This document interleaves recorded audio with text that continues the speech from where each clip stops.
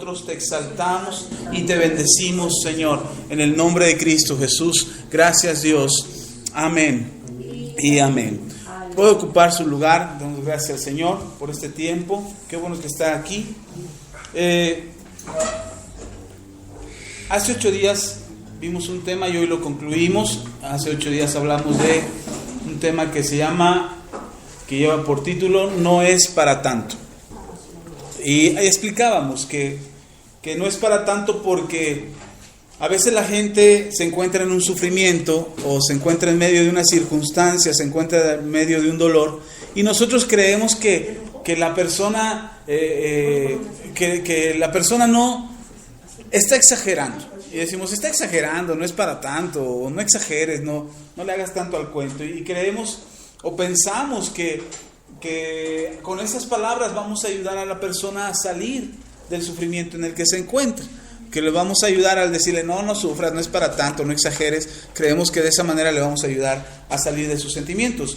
Aprendimos hace 8 días que nosotros tenemos que llorar con el que llora y gozarnos con el que se goza. Si para esa persona el sufrimiento sí es sufrimiento, sí le está doliendo, a veces nosotros no lo vamos a alcanzar a entender, no lo vamos a alcanzar a comprender, no vamos a entender las razones por qué esa persona está sufriendo y nosotros, pues no es la mejor manera el decirle a esa persona no es para tanto. Creo que una buena forma es, como aprendíamos hace 8 días, es sin fingimiento, con nuestro amor, que sea sin fingimiento, pero además que la persona pueda sentirse apoyada por nosotros. ¿Qué hay de nosotros? Vimos hace 8 días acerca de ayudar a aquellos que están en medio de un sufrimiento, pero ¿qué hay de nosotros? ¿Cómo tendríamos que reaccionar? ¿Cómo podríamos hacernos fuertes en medio de una situación difícil en la que en verdad nos está doliendo lo que está pasando, que en verdad estamos sufriendo por lo que estamos pasando y a veces no nos es suficiente que alguien nos diga no es para tanto? Y a veces, no sé si a usted le pasa, a mí me pasaba antes, hoy ya no, creo que ya no. Mi esposa te dará mejor testimonio si sí o si no, pero yo creo que ya no me pasa. Antes, cuando uno se enojaba y te decían, pero no te enojes, no sentía así como que se le subían más los humores y en lugar de calmarse uno, más se enojaba. Sí. Y uno decía, no, pero si no estoy enojado, pero hasta el tono de voz cambiábamos porque sí estábamos molestos, porque algo nos había afectado, porque algo nos había molestado, nos habíamos sentido mal, nos habíamos sentido ofendidos, molestos, enojados, tristes, no sé, cualquier tipo de sentimiento que se mostrara en ese momento. Pero, ¿qué pasa? ¿Cómo podemos superar nosotros y poder comprender que no es para tanto? O sea, nosotros no podemos llegar con la gente y decirle, no es para tanto. Pero nosotros sí podemos decirnos a nosotros mismos, no es para tanto. ¿Por qué si hay una diferencia hacia allá y no con nosotros? No se trata de ser de doble ánimo, ni tener doble personalidad, ni ser unos hipócritas. Porque a unos sí les decimos, a nosotros sí nos decimos, no es para tanto, pero a las personas no podemos decirles, no es para tanto. No se trata de ser hipócritas, sino se trata de aprender a superar lo que estamos pasando, superar lo que estamos viviendo. Las situaciones pueden provocar dolor, pueden provocar sufrimiento, pueden provocar angustia, pueden provocar depresión, desánimo. Pueden desalentarnos las diferentes situaciones y las diferentes cosas que pasamos, pueden provocar eso. Hemos aprendido que somos seres humanos y como seres humanos los sentimientos que tenemos también se manifiestan en nuestras vidas. No por ser cristianos ahora somos de palo y ya no sentimos nada. Ya no lloramos, ya tampoco nos reímos, estamos serios, no. Tenemos que aprender a administrar lo que sentimos, tenemos que aprender a administrar lo que nos pasa. Y una de las cosas que a veces no aprendemos a superar es el sufrimiento. Una de las cosas que no podemos superar en nuestras vidas es el sufrimiento.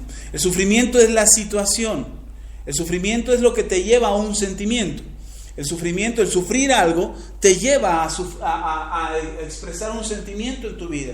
Puede ser dolor, puede ser tristeza, puede ser amargura, puede ser angustia, depresión, puede ser cualquier otro sentimiento que se manifiesta en tu vida, que puede desembocar en un llanto, que puede desembocar en angustia, que puede desembocar en cualquier otro tipo de cosas o sentimientos que expresamos o que a veces ni siquiera expresamos, que no somos capaces de mostrar. Yo les explicaba hace 8 días que cuando reprimimos a una persona acerca de expresar lo que sienta, que cuando reprimimos a alguien y le decimos, ay, no llores, no es para tanto, cuando reprimimos a alguien y le decimos no es para tanto, esa persona va a empezar a reprimir sus sentimientos y no va a expresar realmente lo que siente.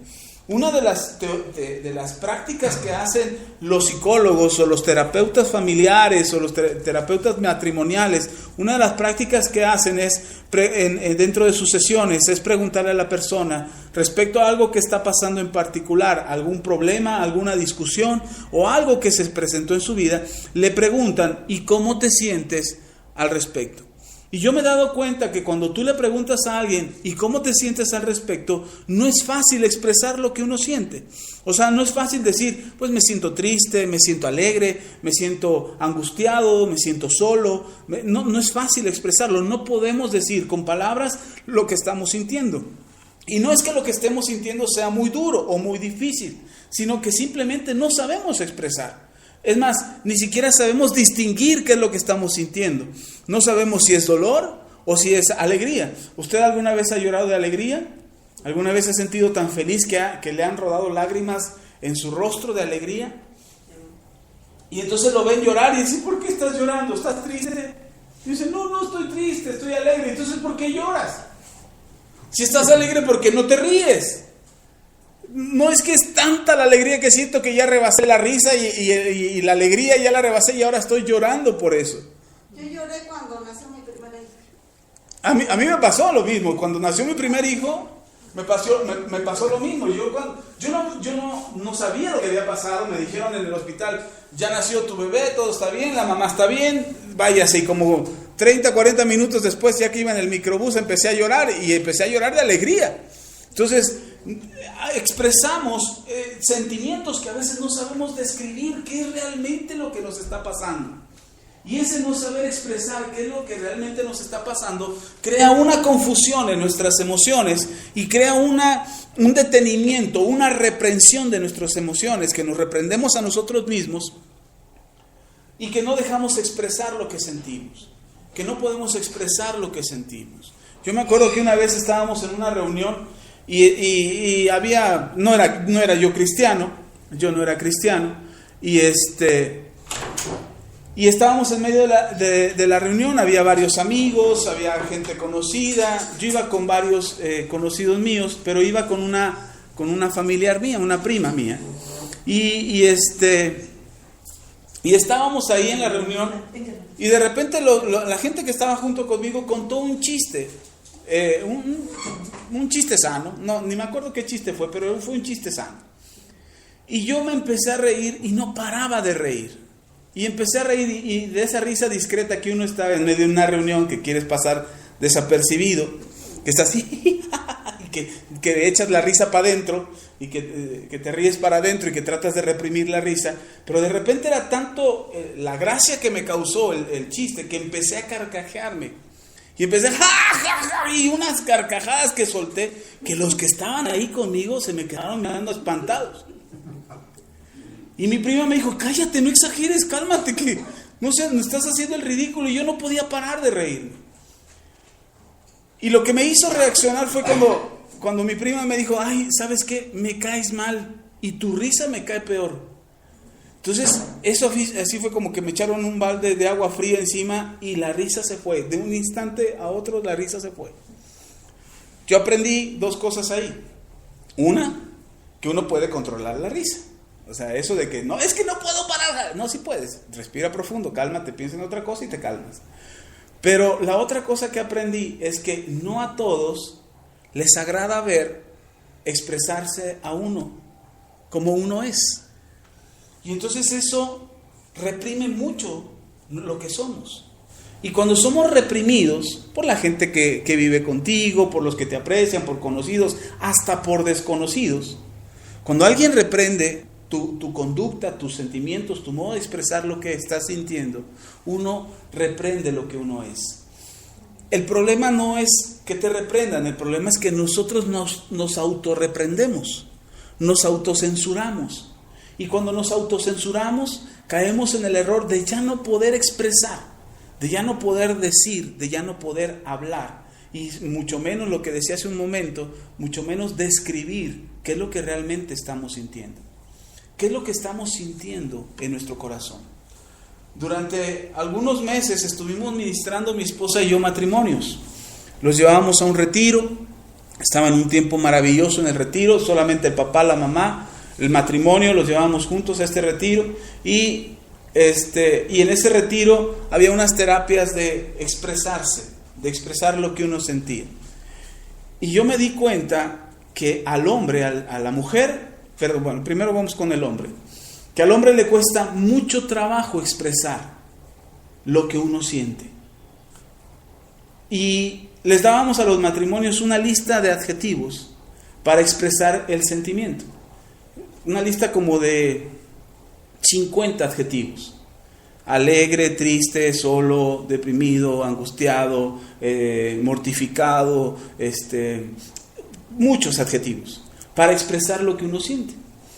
Y al momento de la terapia les dejábamos la hoja, al momento del ejercicio entre matrimonio les dejábamos las hojas al hombre y a la mujer para que ellos buscaran entre todos los adjetivos de la lista que les habíamos dado, que buscaran los adjetivos que podrían describir lo que ellos estaban sintiendo. Y me di cuenta, al menos en todos los matrimonios que mi esposa y yo atendimos en esos retiros, nos dimos cuenta que el hombre no salía de alegre, triste, bien y mal. Eran prácticamente las palabras que usaban. Mientras que la mujer buscaba y hacía un recorrido florido por todos los adjetivos. Yo hasta cuando los leía, ya ¿a poco ese está ahí también? Y había unos que no estaban ahí que también los estaban diciendo. Porque la mujer era más fácil reconocer lo que sentía, que no siempre es así, pero era más fácil para la mujer poder decir qué es lo que estaba sintiendo, para el hombre no. Y entonces yo pensaba y decía, ¿por qué el hombre le cuesta más trabajo? Porque al hombre se nos enseña que el hombre no debe de llorar, que el hombre debe ser duro, fuerte, de cara larga, para poder manifestar autoridad, para poder obtener respeto. Y no es así como se consigue. Entonces viene el problema de la autocensura, cuando nosotros nos autocensuramos, pero no nos autocensuramos para mejorar, nos autocensuramos y empeoramos nuestra situación. Se trata de este mensaje, se trata de que podamos corregir lo que sentimos, que no dejarnos de caer en nuestros sentimientos, no dejarnos oprimir por nuestros sentimientos y mucho menos dejarnos gobernar por nuestros sentimientos.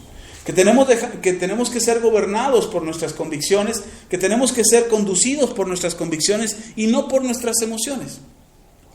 Tanto hombres como mujeres tenemos que aprender a poder distinguir qué es lo que está pasando, qué es lo que nos está sucediendo en ese momento y cómo nos sentimos por ello. A lo mejor sí puedo estar enojado, sí puedo estar molesto, pero el que esté enojado y el que esté molesto no me va a hacer a mí sacar una pistola, sacar un machete y golpear a la otra persona que está, o hacerle daño a la otra persona con la que yo estoy enojado. No se trata de llegar a ese extremo, se trata de saber decir con palabras o poder expresar con palabras lo que uno está sintiendo.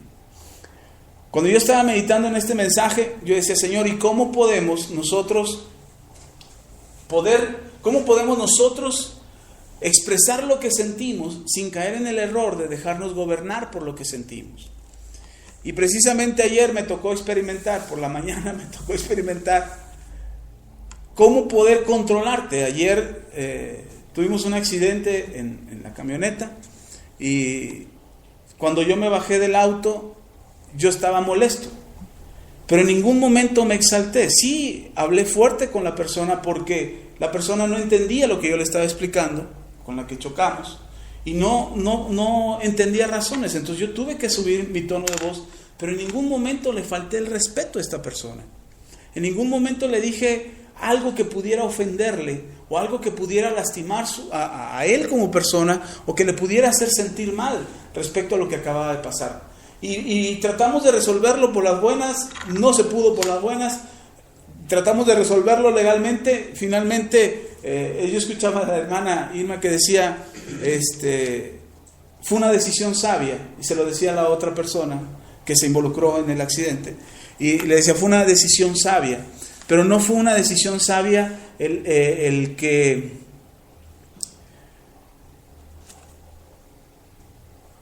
el acuerdo en el que llegamos yo creo que la decisión sabia fue, y yo escuchaba las palabras de la hermana y me hacían pensar, que la decisión sabia fue en no hacer más grande el problema de lo que ya era. Parar el problema, detener el problema y no hacerlo más grande. No llegar a un término más grave o más complicado que al rato se nos complicara a las dos personas involucradas en el accidente. El mismo Señor Jesús decía, antes de llegar con un juez, ponte de acuerdo con la persona. Ponte de acuerdo con la persona para que resuelvas el problema con la persona antes de llegar a un juez. Porque si no te pones de acuerdo con la persona, puede que cuando llegues al juez, el juez determine en contra tuya. Y entonces tú salgas perdiendo. Entonces yo después, cuando salimos del choque que tuvimos el día de ayer, cuando salimos de ahí yo me iba pensando y decía, Señor, ha sido sabio parar el problema, ha sido sabio pararlo hasta aquí, porque si hubiéramos llegado ante un juez, yo estaba convencido, yo estaba segurísimo, con todo mi corazón, y decía, no, ya, aquí si nos vamos a un juez, yo tengo las de ganar. Todo aseguraba que yo era el que iba a ganar en el juicio. Pero después me vino esta palabra del Señor cuando dijo, ponte de acuerdo antes de llegar al juez, porque no vaya a ser que el juez falle o decida en contra tuya. Dije, puede que yo hubiera confiado en que el juez iba a hacer justicia, pero al final de cuentas el juez es un ser humano que iba a ser vulnerable y que a la apreciación de él hubiera dicho, no, usted tuvo la culpa, aunque yo tuviera la razón. Entonces, sí es difícil poder controlar tus emociones, poder controlar tus sentimientos. Mi esposa me hablaba cada 15, 20 minutos y me decía, ¿cómo estás? ¿Cómo te sientes? Y yo le decía, estoy bien, estoy tranquilo, lo estoy asimilando, no pasa nada. Porque hemos aprendido que cuando las emociones salen, porque somos seres humanos, aunque soy pastor, no quiere decir que ya no estoy en un cuerpo humano ni en un pensamiento humano. Soy un ser humano y puede que en algún momento pierda el control, pierda la razón y haga algo o actúe de una manera incorrecta. Y mi esposa me hablaba y yo por un momento dije, pues ya no te preocupes, estoy bien. Pero cada vez que me hablaba era como un ungüento para mis emociones, para mi alma, para tranquilizarme, para serenarme, para poder encontrar la paz. Porque ella estaba orando ahí donde estaba, ella se fue a su trabajo y ahí en el trabajo estaba orando por mí. O sea, no te preocupes, estoy orando, esto va a salir bien, tú ten calma. Después platicando con mi esposa, dice, la verdad yo no estaba preocupado ni por el golpe, ni cuánto iba a salir el golpe, ni quién iba a pagar, si tú o él. Eso no me preocupaba, lo que me preocupaba era tu salud, que tú estuvieras bien. Porque una de las cosas que afectan al cuerpo humano es el estado emocional. ¿Han escuchado que de repente el azúcar se despega o la diabetes se dispara por alguna emoción fuerte?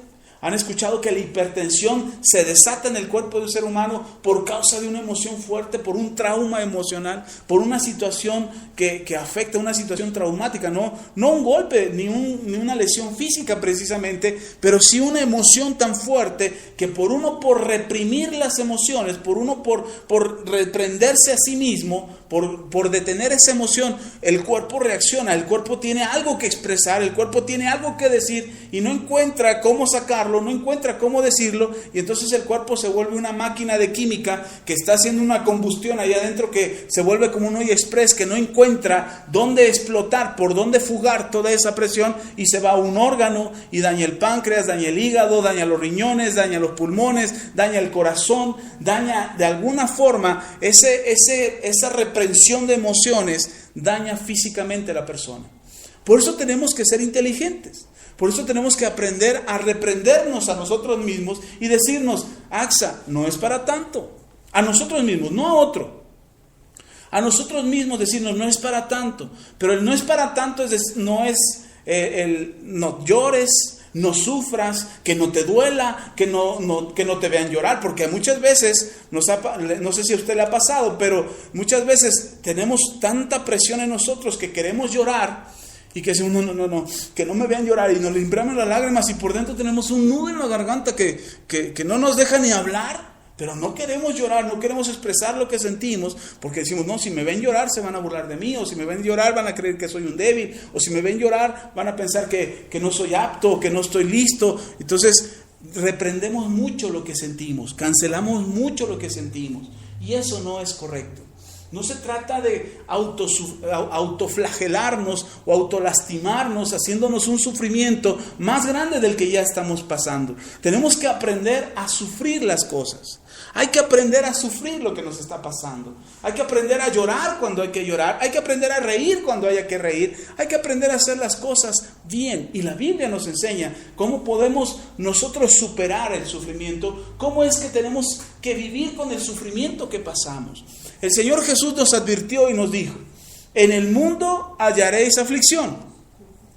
Es decir, el Señor nos dijo: ahora que sean cristianos, ahora que se conviertan, todo va a estar bonito, va a ser color de rosa, los problemas se acabaron, no se preocupen, ustedes van a flotar en el cielo, les va a caer el dinero del cielo, no van a tener necesidad de nada, van a estar bien, tranquilos, toda tu familia va a estar bien, todos van a estar bien, adiós problemas. No, hermano, el mismo Señor Jesús dijo: en el mundo hallaréis aflicción, pero completa la frase diciendo: pero no teman, yo ya vencí al mundo. Es decir, nosotros vamos a encontrarnos con la aflicción, vamos a encontrarnos con el sufrimiento, lo vamos a tener que vivir en algún momento de nuestras vidas, pero el Señor Jesús dice: no te preocupes, no temas, no tengas temor. El sufrimiento no es mayor que tú, la aflicción no es mayor que tú, y no es mayor que tú porque yo ya le vencí. Porque yo ya lo derroté, porque yo ya lo hice menos que tú, porque lo puse por debajo de tus pies. Entonces, tenemos que aprender y tenemos que vivir nosotros sobre las circunstancias, no sin sufrimiento, ojo, no sin sufrimiento, pero sí aprendiendo a superar el sufrimiento. El sufrimiento no es un estado en el que nosotros vamos a vivir toda nuestra vida. El sufrimiento no es un modo de agradarle al Señor. Yo he escuchado en iglesias predicadores que dicen: hermano, en esta vida si usted no sufre, no es cristiano. Yo dije: ah, caray. Y yo he visto a mucha gente en esa congregación que se la pasa sufriendo. Y yo: no, espérame. O sea, yo sí encuentro en la Biblia que el Señor Jesús dijo: en el mundo hallaréis aflicción. Es decir, yo voy en el mundo, ¿dónde estoy? En el mundo. Pero no pertenezco al mundo. Eso es algo que también tenemos que recordar. Estoy en el mundo, pero no, y en el mundo y en mis circunstancias y en mis decisiones, de repente me voy a encontrar con la aflicción. Si yo quiero evitar la aflicción y le quiero dar la vuelta, seguramente cuando termine de dar la vuelta me la voy a volver a encontrar. Porque el propósito de esta aflicción, si viene de parte de Dios, este punto de aflicción, este punto de prueba, serás perfeccionado. Si viene de parte del diablo, si viene de parte de Satanás, lo único que está buscando Satanás es detenerte en tu avance y en tu crecimiento. Entonces tenemos que entender nosotros que el sufrimiento está en la vida, que te lo vas a encontrar, que la aflicción va a llegar en algún momento de la vida, que por un momento te vas a sentir afligido. ¿Y qué voy a hacer? ¿Cómo lo voy a resolver? ¿Qué va a pasar? Por un momento entramos en un estado de inseguridad, de no sabemos qué viene después de esa situación. Y más todavía, que no sabemos cuánto tiempo va a durar. Porque si supiéramos que la aflicción te va a durar 2 días, tú tranquilo de la vida, dices: no me falta, es más, me encierro en la casa, que pasen los 2 días y ya se acaba la aflicción. Pero no es así no funciona, bueno fuera, pero no funciona así. Entonces, si te encuentras con la aflicción, si ya te topaste con la aflicción, vas a tener que aprender a sufrirla sin quedarte en esa situación. Vas a tener que aprender a pasar por ello sin que tu vida se detenga, tu crecimiento se detenga o tu fe te falte y al rato hasta de Dios nos olvidamos. Recuerde cuando el Señor Jesús está en el monte Getsemaní orando, la noche en que va a ser arrestado. Y Él está orando y su oración era: Padre, si pudiera pasar de mí esta copa, que pase, pero que no se haga como yo quiero, sino que se haga tu voluntad. El Señor Jesús sabía que venía un gran sufrimiento a su vida. Venía un gran sufrimiento. Venía el momento más amargo de toda su vida en la tierra. Era el momento más difícil para Él. Y Él sabía que ese sufrimiento era inevitable, que tenían que pasar por Él. ¿Qué hizo Jesús? ¿Se quejó en algún momento? El libro de Isaías dice que como oveja llevada al matadero, no salió ni una sola palabra de su boca. No se quejó en ningún momento de lo que estaba pasando. Nosotros, cuando no sabemos ir, sabemos pasar por la aflicción, cuando no hemos aprendido a sufrir, nos quejamos. Porque a mí, porque yo, porque no a otro, porque siempre a mí me pasan las cosas malas, porque esto me está pasando a mí, y entonces nos empezamos a quejar. El problema no es tanto eso, el problema es que hasta nos olvidamos de que Dios nos puede librar de eso y empezamos a proferir contra Dios. Empezamos a decirle a Dios, pero tú, si tú hubieras estado, Señor, si tú hubieras estado, mi hijo no hubiera enfermado, si tú hubieras estado, mi esposa no hubiera pasado por esto, si tú hubieras estado, no hubiera perdido esta cantidad de dinero, si tú hubieras estado, Señor. Recuerde una cosa, el Señor ha estado con nosotros todo el tiempo. Él lo prometió, y yo estaré con ustedes todos los días hasta el fin del mundo. Él puede estar con nosotros en medio de la situación más difícil, y Él va a estar ahí, esperando que nosotros aprendamos a sufrir la aflicción sin quedarnos en ella. ¿Sí me explico? Y entonces podamos decir, no es para tanto. Podamos decir, ok, sí, está bien, lo estoy asimilando, pero no es para tanto. No es ni para que me muera, no es ni para que me angustie, ni mucho menos para que me aleje de Dios. Mucho menos para eso. Porque cuando alguien empieza a pasar por una situación difícil o por una situación adversa, en lo primero que uno piensa, bueno, si Dios no me escucha, ¿para qué le sigo? ¿Para qué lo busco? ¿Para qué voy a la iglesia? ¿Para qué leo la Biblia? ¿Para qué oro? Si Dios no me escucha, ¿para qué lo hago? Y esa es una de las situaciones, o ese es uno de los pensamientos que vienen a nuestra cabeza por causa de que no sabemos sufrir la aflicción. Amén. El apóstol Pablo explica mucho de lo que sufrió. Él dice, todavía no entro al pasaje, apenas estoy en la introducción, pero yo espero terminar este día con el tema. Pero el apóstol Pablo explica todo lo que padeció. Dice, naufragios, azotes, mordeduras de serpiente, envenenamientos, persecuciones, encarcelamientos, todo esto lo he sufrido. Y no dice, se lo estoy diciendo porque me estoy quejando, necesito que alguien me eche la mano. No, Pablo dice, todo esto lo he sufrido por amor a Cristo. Entonces, el apóstol Pablo aprendió a sufrir, hermano. Aprendió a pasar el sufrimiento. No que le gustaba sufrir, ojo, no estoy diciendo, hermano, usted ama cuando sufra, siéntase feliz. Ama el sufrimiento. No. El sufrimiento es una etapa. Es una estación en la que tenemos que pasar, por la que tenemos que correr. Tenemos que pasar por ahí en algún momento de nuestra vida. Probablemente tu sufrimiento sea mayor que el sufrimiento de otro. Probablemente. Pero una cosa estoy seguro. La Biblia dice que Dios no nos dará una prueba más fuerte de lo que nosotros podamos soportar. No vendrá algo a nosotros más fuerte que tú. Lo que venga a tu vida será tan fuerte como tu fortaleza.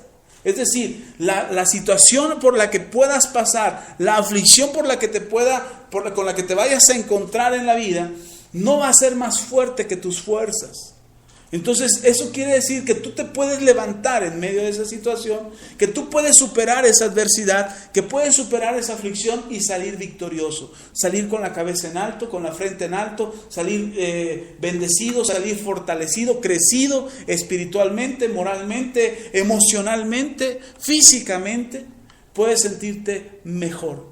Entonces, sí es importante que nosotros aprendamos a sufrir, a pasar el sufrimiento, no a quedarnos en el sufrimiento, no a quedarnos en la aflicción. Sí hay etapas que parecen muy largas, que parece que duran mucho tiempo.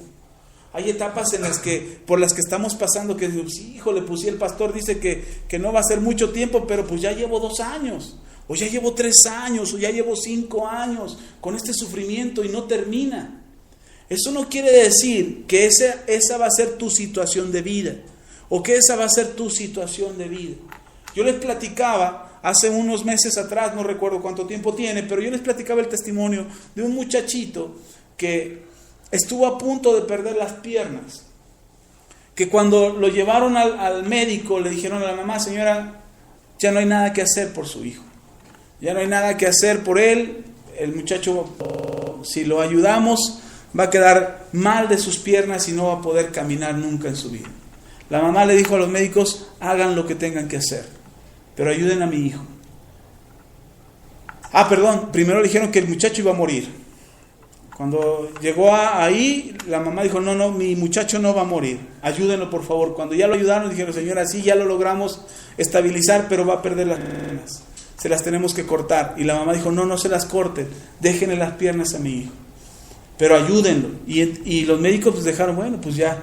Y el pronóstico de los médicos era que ese muchacho nunca más, primero que no iba a morir, finalmente el muchacho no murió.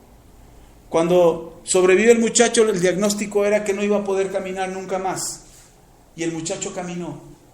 La mamá lo sacaba al patio de la casa, ¿cómo se dice? Al pórtico de la casa. Y del pórtico de la casa a la reja de la entrada había una distancia como de 5 metros. Y la mamá lo ponía en el pórtico, ahí abajo del pórtico le decía, hijo, ve hacia la reja. Y el muchacho se iba arrastrando hacia la reja. Y ya que llegaba a la reja, arrastrando porque no podía caminar, ya que llegaba a la reja, el muchacho hacía las fuerzas y se sostenía con los puros brazos, se sostenía de la reja y se ponía de pie. Por mucho tiempo estuvo arrastrándose hasta la reja, pero la mamá insistía, ahora esfuérzate.